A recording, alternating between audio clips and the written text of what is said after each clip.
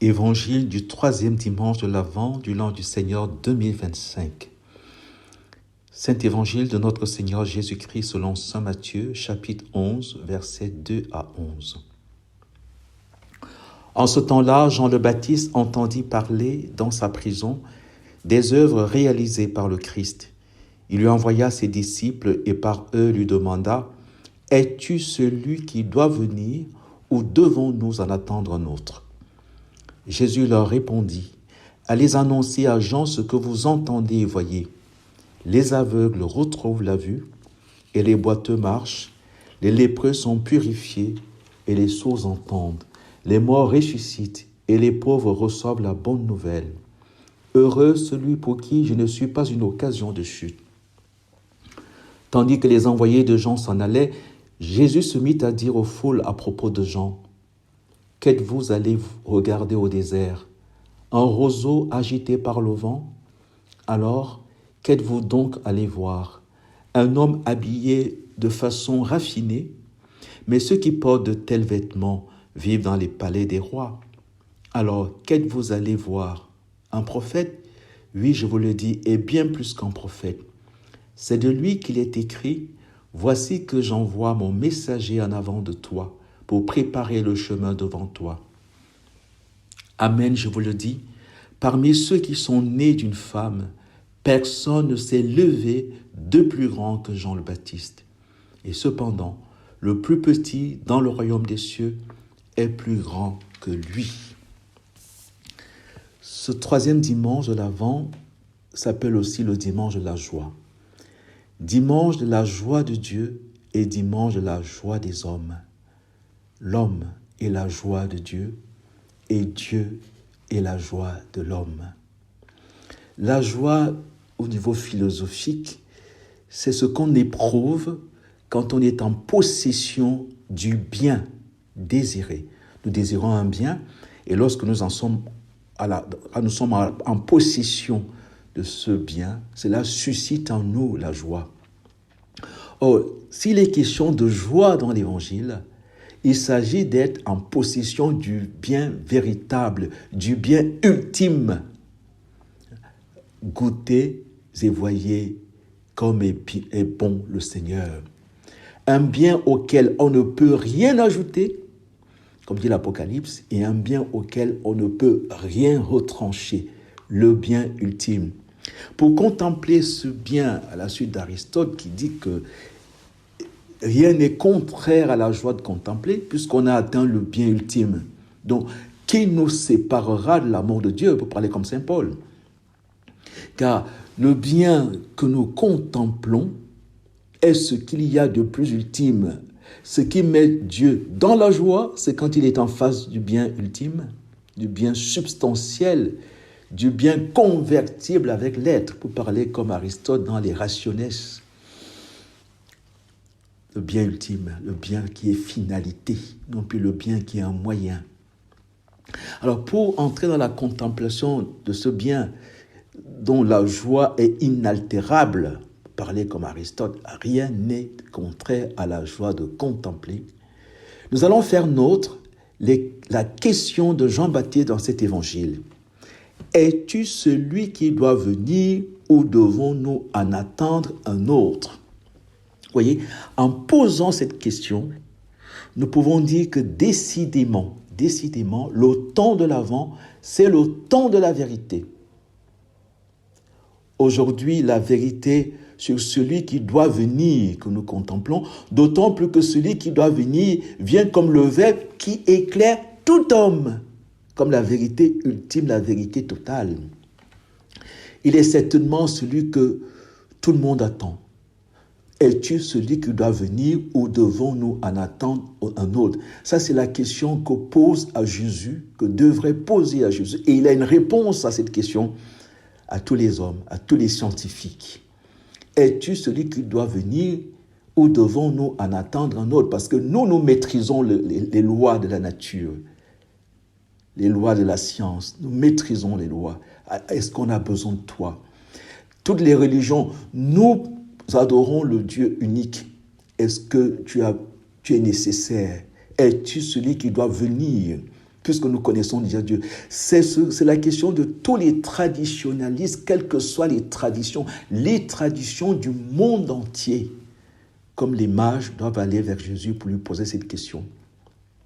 Es-tu celui qui doit venir ou devons-nous en attendre un autre? C'est la question que devraient opposer à Jésus tous les philosophes. Vous voyez, si vous voulez, l'évangile d'aujourd'hui est très beau parce qu'il voulait susciter, et c'est le rôle de la philosophie d'ailleurs, susciter dans le cœur de tout homme cette question à poser à Jésus. N'oubliez pas que c'est la question que Benoît XVI, le brillantissime, pose, à laquelle il répond dans sa trilogie « Jésus de Nazareth ». Jésus de Nazareth, es-tu celui qui doit venir ou les peuples doivent en attendre un autre? C'est très fort cette question. Parce qu'elle remet tout en ordre, elle remet tout en place. La question donc de toutes les philosophies, de tout homme sans exception. Alors, nous allons revenir à l'Évangile et voir comment les deux questions, la première, celle de l'homme à Dieu, es-tu celui qui doit venir ou devons-nous en attendre un autre? Et la deuxième est celle de Dieu à l'homme à travers Jésus, qui, au sujet de Jean-Baptiste, demande « Qu'êtes-vous allé regarder au désert? Qui êtes-vous allé voir? D'autant plus qu'il est le plus grand de tous les hommes. » Qui est Dieu, si vous voulez, les deux questions. Qu'est-ce qu'il y a de plus grand en Dieu? Qu'est-ce qu'il y a de plus grand dans la connaissance et ultimement dans la connaissance de Dieu? Et qu'est-ce qu'il y a de plus grand à l'homme? Puisque par rapport à l'homme, la réponse de Jésus est claire. Parmi ceux qui sont nés d'une femme, personne ne s'est levé de plus grand que Jean le Baptiste. Donc nous sommes ici, nous contemplons la vérité ultime sur Dieu. Es-tu celui qui doit venir ou devons-nous en attendre un autre? Et la vérité ultime sur l'homme, Jean, le plus grand des enfants nés d'une femme. C'est magnifique. Cependant, le plus petit dans le royaume des cieux est plus grand que lui. Qu'est-ce que ça veut dire?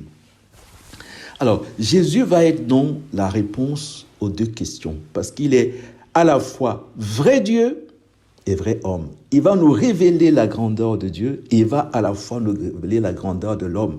Lui qui a le dernier mot, le verbe qui éclaire tout homme. Lui qui s'est défini comme la vérité. Je suis le chemin, la vérité et la vie. La vérité qui est finalement la cause de la vraie joie. La joie, c'est la possession de la vérité. C'est la vérité ultime qui nous met dans la joie ultime.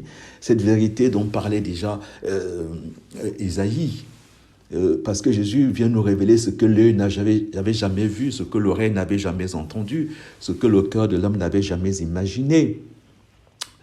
Et c'est la signification du nom de Michel, qui est comme toi parmi les dieux Seigneur, car tu nous apportes la révélation du vrai Dieu et du vrai homme. C'est pour ça que l'enjeu du mystère de l'Avent, c'est l'enjeu de la vérité. La vérité que révèle Jésus a fait qu'on a dit de lui un jour, jamais homme n'a parlé comme cet homme. Et qui a fait que Saint Paul a pu dire de lui, Seigneur, à qui irions-nous? Tu es la parole de la vie éternelle, ou tu as les paroles de la vie éternelle. Qu'est-ce que Jésus apporte donc et qui nous met dans une joie ultime et qui est en même temps la joie de Dieu, pour qu'on le connaisse, pour entrer dans la joie, dans sa joie à lui, communier à la joie de Dieu. La joie de Dieu parce que Dieu contemple la vérité. Et voici donc la réponse. C'est qu'avec Jésus-Christ, le temps de l'Avent nous dit attention, il s'agit de passer des notions aux personnes divines.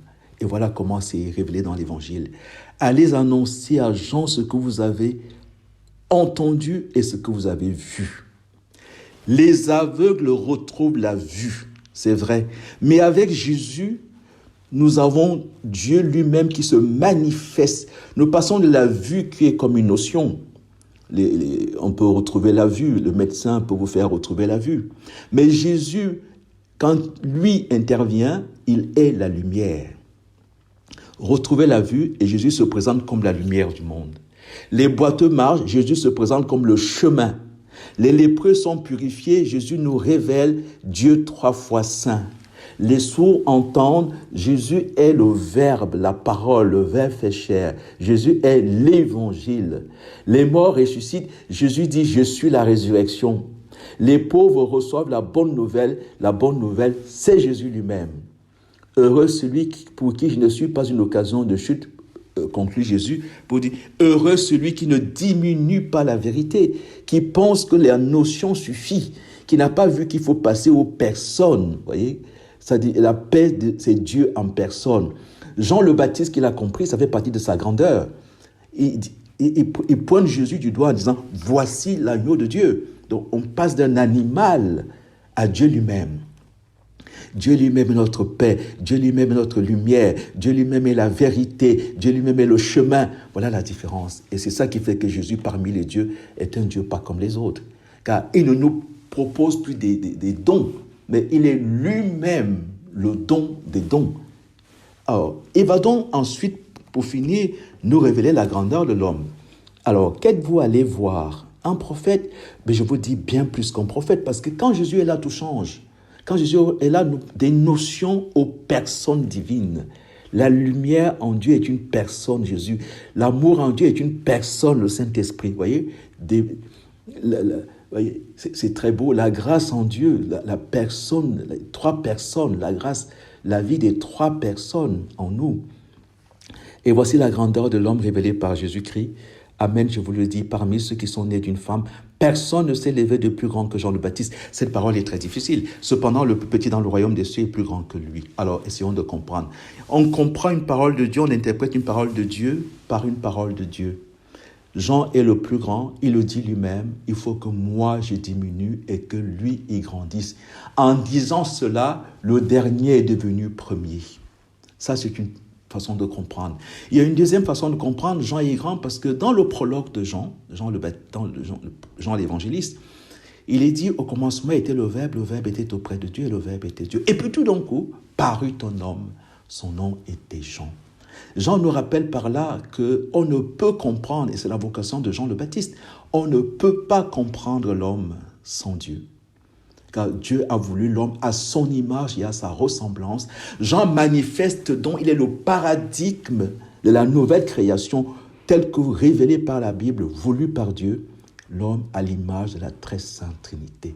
Et Jean est le paradis de cette grandeur. Parce qu'en termes de grandeur, on pourrait dire, ben oui, parmi ceux qui sont nés d'une femme, Marie est née d'une femme, mère de Dieu. Jésus lui-même est né d'une femme. Quand vint la plénitude des temps, nous dit saint Paul, il est né d'une femme.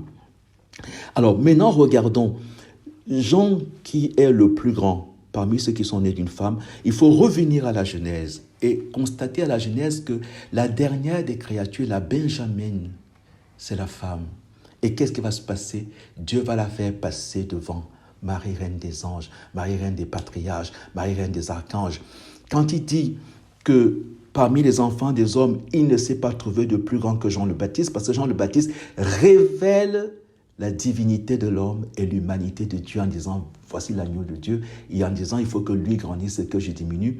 Cependant, le plus petit dans le royaume est plus grand que lui.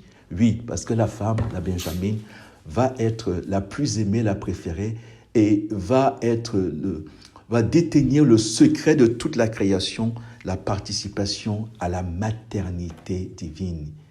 Qui est ma mère, qui sont mes frères, tout homme qui fait la volonté de Dieu est pour moi un père, une mère et un frère. Jésus a voulu donc ces deux pôles de l'homme. Vous voyez, on retrouve ici la création de l'homme et de la femme. Pour comprendre l'homme, il faut regarder la procession de la vérité, la procession du Verbe. Pour comprendre la femme, il faut regarder la procession de l'Esprit Saint. Il faut tenir les deux processions ensemble pour comprendre la grandeur inséparable de l'homme et de la femme à la fois. La grandeur de l'homme, Jean le Baptiste. Et puis le plus petit dans le royaume, la Benjamine, est plus grand que lui, parce qu'elle est mère de Dieu, elle est la socia voulue par Dieu comme aide à sortir à l'homme, et elle est la Isha, le réceptacle, le trésor, voyez, le tabernacle de Dieu. Tabernacle, le lieu. Marie nous rappelle que nous attendons Noël comme une femme qui doit enfanter, et c'est ça qui fait la grandeur de tous les hommes, y compris de Jean le Baptiste.